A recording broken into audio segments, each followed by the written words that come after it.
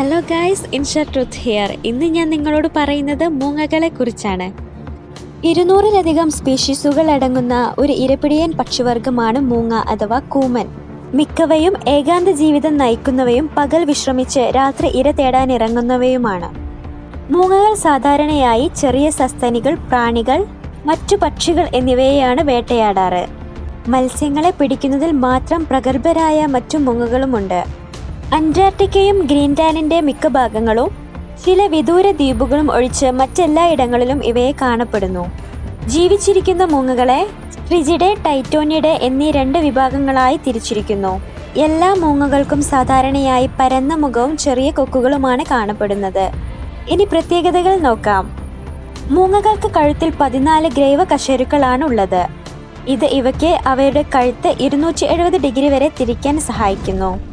ശബ്ദമില്ലാതെ പറക്കാൻ കഴിയുന്ന ഒരു പക്ഷി കൂടിയാണ് മൂങ്ങ. മൂങ്ങയുടെ കണ്ണുകൾക്ക് പ്രത്യേക സവിശേഷതയുണ്ട്. അതിനാൽ തന്നെ അവയ്ക്ക് രാത്രി എല്ലാം വ്യക്തമായി കാണാൻ സാധിക്കും. ഇനി മൂങ്ങകൾക്ക് പകൽക്കാഴ്ചയുണ്ടോ എന്ന് നോക്കാം. അതെ, മൂങ്ങകൾക്ക് പകൽക്കാഴ്ചയുണ്ട്. എങ്കിലും രാത്രിയിൽ അവരുടെ കാഴ്ച ഇതിനേക്കാൾ മികച്ചതാണ്.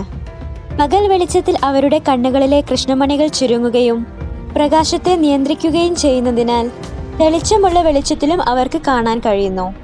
ഇപ്പോൾ മനസ്സിലായില്ലേ മൂങ്ങകൾക്ക് പകൽ സമയത്ത് കണ്ണു കാണില്ല എന്നുള്ളത് വെറും തെറ്റിദ്ധാരണയാണെന്ന്?